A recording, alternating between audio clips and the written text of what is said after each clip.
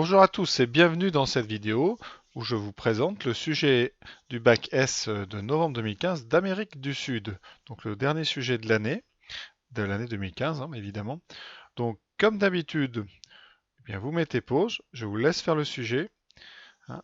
Alors le sujet ne tenait pas entièrement donc sur la feuille, donc pendant là vous mettez pause et j'affiche immédiatement après la dernière petite partie du sujet qui est un algorithme. Voilà. Voilà, donc cette partie, c'est l'annexe, hein. Il va les compléter et remettre avec la copie. Voilà. Donc pareil, je vous laisse le faire et on est parti pour le corriger. Mon avis sur le sujet, alors c'est un sujet très très classique, vraiment un sujet d'école sur l'étude d'une population à deux états. Ici c'est résident, rural ou citadin, à travers le temps.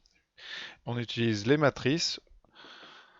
Une récurrence des plus classiques ici, vraiment on est habitué. Ensuite un calcul matriciel qu'on admet que je vous ferai quand même, mais bon. Et une évolution, donc on calcule de limite vers la fin, avec une petite résolution d'une équation qui m'a l'air pas trop compliquée, mais on va voir un petit peu ce que ça donne. Voilà, donc vraiment du classique. Là je pense que les élèves sérieux, quand ils tombent sur un sujet comme ça, doivent être assez rassurés. On est vraiment dans un domaine qu'on connaît. Voilà, c'est parti. Donc la question numéro 1. Et tout d'abord, une lecture attentive du texte. Alors quand on a un texte comme ça, très important, ce sont les lettres. Ne pas se tromper dans les lettres. Parce qu'après, je bouge un peu, voilà. Donc ici, on étudie deux populations, la population rurale et la population citadine. Donc le choix des lettres est pertinent. Les deux suites qu'on étudiera, c'est RN et CN. Voilà. On étudie en première N, vous voyez dans la matrice d'état UN, on écrit donc RNCN dans cet ordre-là. On connaît dès le début la population totale, 120 millions, et la répartition initiale qui est en 90-30. Voilà. Et là, on vous donne les deux phrases importantes, je dirais, les phrases qui permettent la transition d'une étape à l'autre. Ici, les étapes, donc N, je cherche, c'est les années. Voilà, on part de l'année 2010 et chaque année, voilà, donc c'est d'une année sur l'autre. Voilà, donc maintenant, on va pouvoir traduire ce texte en mathématiques. Alors, je vais tout d'abord vous présenter le graphe, c'est-à-dire le dessin qu'on pourrait associer à cet exercice, même si on peut s'en passer. Voilà, donc voilà ce que je vous propose. Voilà, donc population 120 millions, U0, la matrice de départ, c'est donc 90-30, et notre graphe, comme j'allais l'indiquer. Donc vous avez à chaque étape 4 mouvements possibles, soit des gens qui vont de R vers C, de C vers R, qui restent sur R ou qui restent sur C.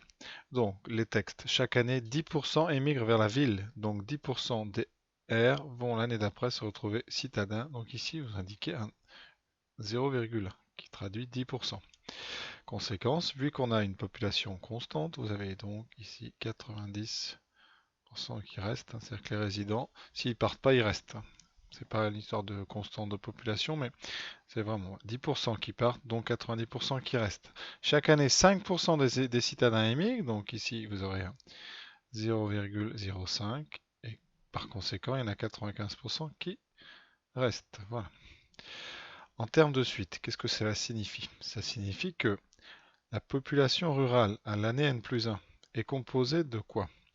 Eh bien, si on regarde ce schéma où le texte est composé de 90% de gens qui étaient l'année d'avant des résidents ruraux, plus les 5% de citadins qui sont devenus des ruraux, donc plus 0,05 CN. Les habitants citadins pour l'année N+1 sont composés des habitants de l'année précédente qui étaient à 95, donc 95% des citadins de l'année précédente. Et si on regarde la flèche qui arrive ici en C, plus 10% des habitants ruraux de l'année d'avant, donc 0,1 fois Rn. Voilà. Alors pour garder une certaine cohérence dans l'écriture, on choisit toujours d'écrire Rn dans l'ordre. Ici, la R a été écrite en premier dans la matrice U, c'est RC. Donc ici, on va mettre Rn, Cn. Donc là, en deuxième ligne, je ne vais pas mettre Cn d'abord, mais je vais mettre le coefficient de Rn. Donc on écrira tout de suite, avec l'habitude, 0,1 Rn plus 0,95 Cn. Tout simplement parce que pour la traduction matricielle qui va suivre, et que je vais faire d'ailleurs immédiatement, c'est beaucoup plus évident à voir. Alors effectivement, quand on veut traduire matriciellement, à gauche vous avez les deux coefficients de la matrice Rn plus 1, Cn plus 1, que vous reconnaissez, c'est la matrice donc Un plus 1. Ça va être égal à quoi? Alors, comment obtient-on cette matrice ici? Eh bien, c'est tout simple. C'est la matrice 0,9, 0,05, 0,95 et 0,1 que vous multipliez par la droite par la matrice. Non, j'ai oublié de... Ici par... Pardon, j'ai lu la mauvaise ligne. Je répète. Vous voyez, ce qui est important, c'est, pour bien que vous compreniez, c'est cette ligne-là et celle-là, que j'aurais dû d'ailleurs ici réécrire. Donc ce que je vais faire pour que vous puissiez quand même voir bien clair dans ce que je suis en train de faire. Donc 0,90 Rn plus 0,05 Cn. Voilà. Si vous voulez ici obtenir ces deux lignes en faisant une multiplication, vous aurez à multiplier par Rn Cn. C'est-à-dire, vous voyez, on bascule Rn ici, Cn ici. On a bien 0,9 Rn plus 0,05 Cn.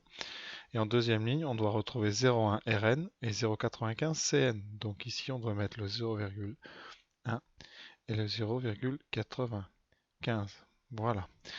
Ce qui se résume en, effectivement, m fois la matrice Un. Voilà. J'espère avoir été clair. Qu'est-ce qu'on peut remarquer sur cette matrice? Les coefficients sont entre 0 et 1. Et la somme en colonne ici fait 1, puisqu'on a perdu personne en route. Voilà. Passons à la question B. Voilà, donc c'est un simple calcul matriciel que j'ai bien détaillé pour que vous puissiez vous y retrouver. Donc qu'est-ce qu'il faut dire? Rappelez-vous, quand on fait un produit donc matriciel, on bascule la colonne ici de la deuxième matrice horizontalement et on fait le produit comme ça, on obtient ce que j'ai là, deux sommes que je calcule, j'obtiens 82,5 et 37,5. Petite remarque qu'on n'écrit pas, mais vérifiez à chaque fois. La conservation du système impose que la somme des deux fait 120. Vous voyez, il y a 120 millions. Donc dans le vecteur UN, AN plus BN doit valoir 120. Donc ici c'est le cas, donc on est bon. Bilan dans le contexte, c'est donc en 2011, puisque c'est U1 et que U0 c'est 2010. En 2011, nous aurons 82,5 millions de ruraux et 37,5 millions de citadins. Voilà, c'est une récurrence la plus classique, là, vraiment assez évidente, mais il faut la faire. Donc on va démontrer que pour tout n, UN est égal à Mn multiplié par la matrice U0. On ne peut pas généraliser ce qu'on sait sur les nombres, donc on est obligé de le démontrer parce que ce sont des matrices. Ce que vous savez sur les suites géométriques, vous le savez sur des nombres réels. Donc c'est pour ça que vraiment, vous êtes obligé de faire cette récurrence. Initialisation pour n égale 0, donc la puissance m, donc m puissance 0 fois u0, c'est bien i fois u0, puisque la puissance 0 de m c'est i, et donc la propriété est vraie pour n égale 0. Maintenant l'hérédité, on suppose, comme classiquement, il existe un certain p appartenant à n, tel que up est égal à mp u0. Donc on suppose que la propriété est vraie au rang p. On va montrer qu'elle est vraie au rang p plus 1. Pour cela, c'est classique, on part de up plus 1. On sait que c'est m fois up, c'est la question numéro A, appliquée à n égale p. Et on va faire par associativité. C'est-à-dire qu'ensuite, on remplace ici up par l'hypothèse de récurrence. Voilà. Et après, en utilisant l'associativité, on fait le produit mmp en premier, ce qui donne m puissance p plus 1 fois u0. C'est ce qu'on voulait démontrer. Donc l'hérédité est vérifiée. On a donc par récurrence que pour tout n supérieur ou égal à 0, un est m à la puissance n fois u0.